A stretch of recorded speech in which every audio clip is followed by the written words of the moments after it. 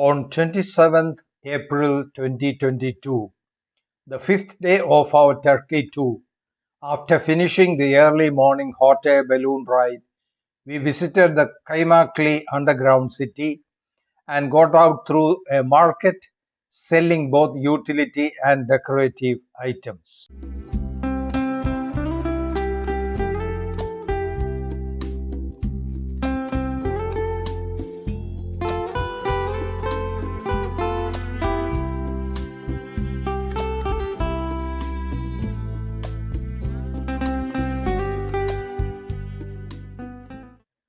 We then proceeded to visit the Goreme Open Air Museum and on the way also visited the Hanem Art Center and the Pigeon Valley.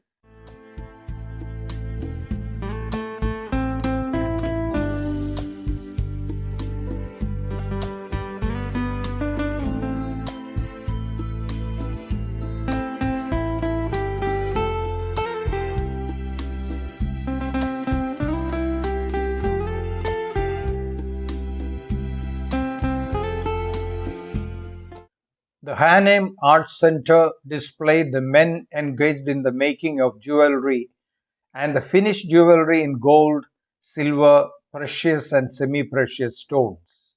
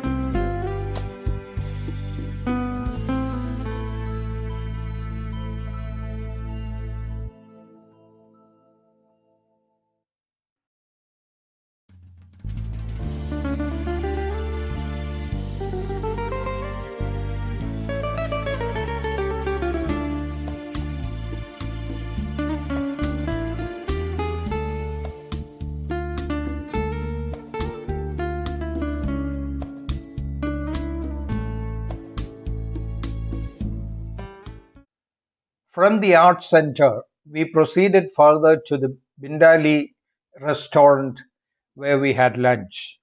From the balcony of this restaurant, we could have a spectacular view of the Pigeon Valley, which is one of the tourist attractions of Cappadocia. Pigeon Valley is situated between Goreme and Uchisar and is ideal for walking as the trek is relatively easy.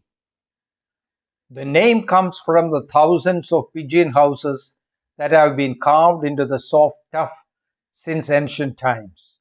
Although they can be found throughout Cappadocia, they are especially numerous in this valley. They were carved wherever space allowed, including abandoned cave houses and churches. In Cappadocia, pigeons have long been a source of food and fertilizer. The advent of chemical fertilizers has reduced the use of pigeon dung. However, some farmers still maintain their lofts because they insist that the reputation of Cappadocian fruits as the sweetest and most succulent in Turkey is entirely due to pigeon dung.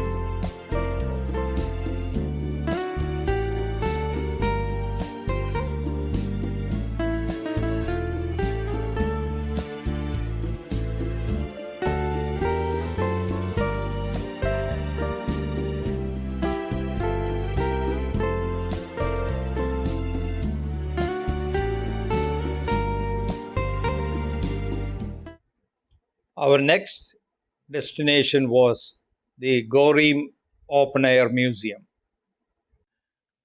Goreme Open Air Museum is a rocky settlement area that has hosted an extreme monastery life between 4th to 13th centuries AD, being UNESCO World Heritage Site since 1985. The Goreme Open Air Museum is also one of the most popular places to see in Cappadocia.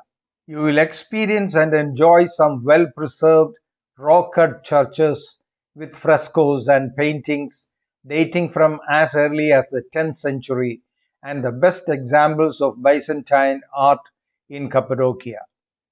The region forms a valley including churches, chapels, dining halls, and sitting rooms at the rock-cut blocks.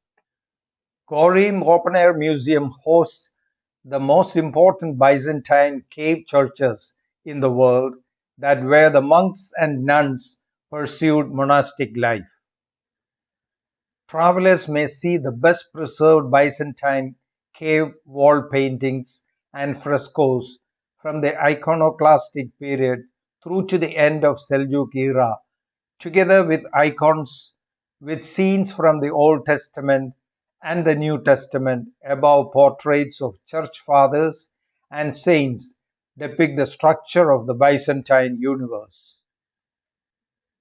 During the old times, as the locals had to worship and pray secretly, they had built their temples and sanctuaries to the valleys, riverbeds, and rock-cut places that are hard to be found.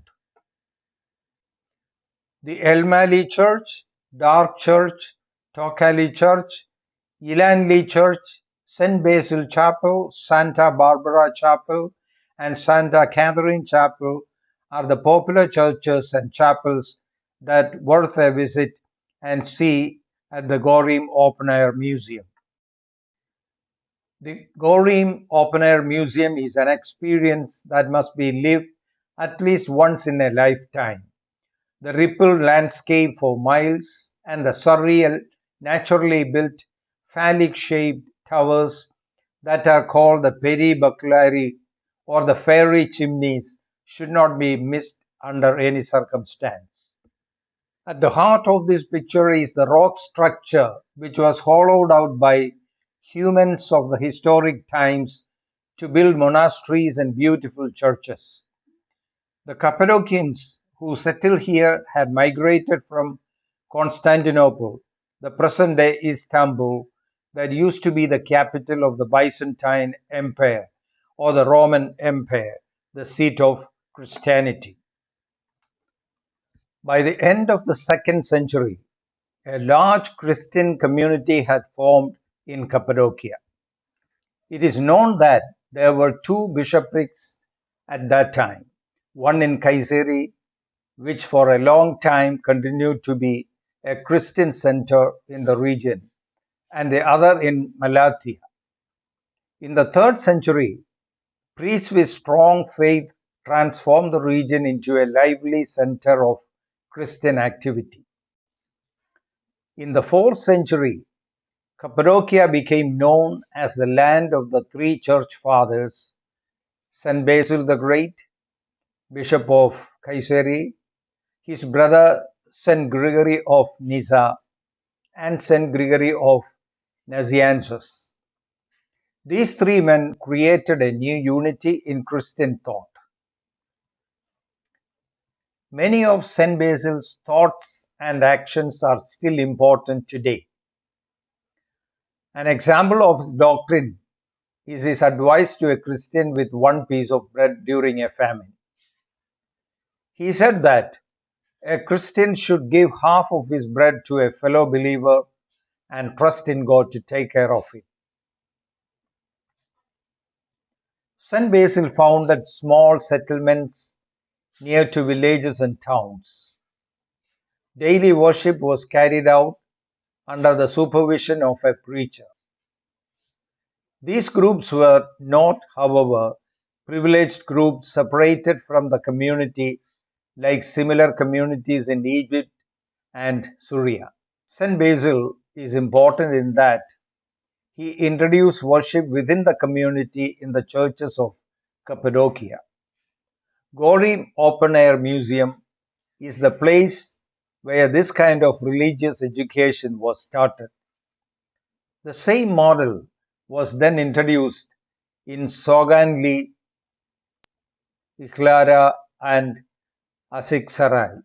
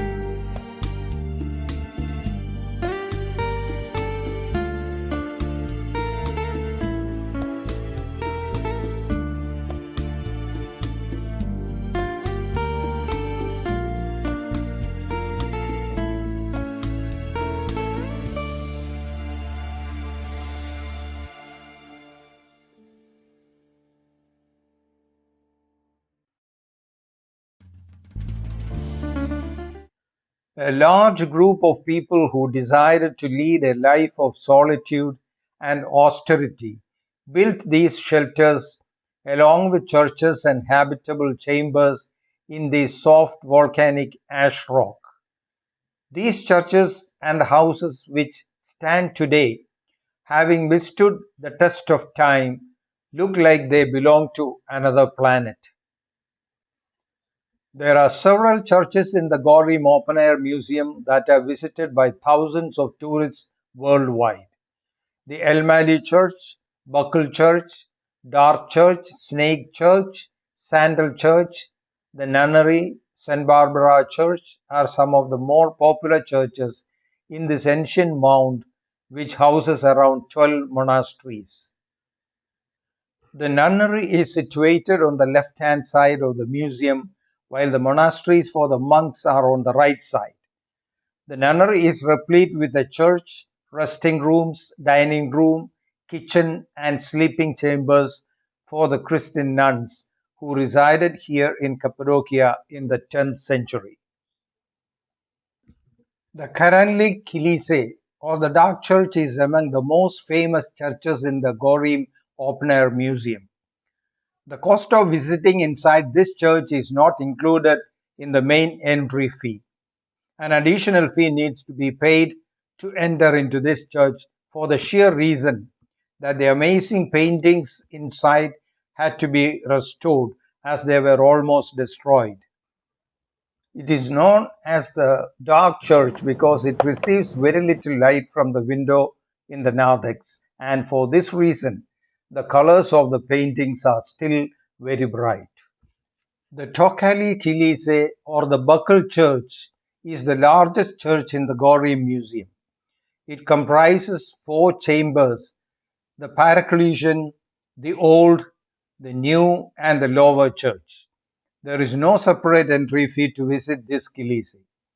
The beautiful murals here depict the 12 apostles, miracles of Jesus, and scenes from the New Testament of the Holy Bible. The characteristic feature of this church is the rich indigo hues from the lapis lazuli stone, which is used to decorate the panels. The church also has an underground burial chamber just under the nave.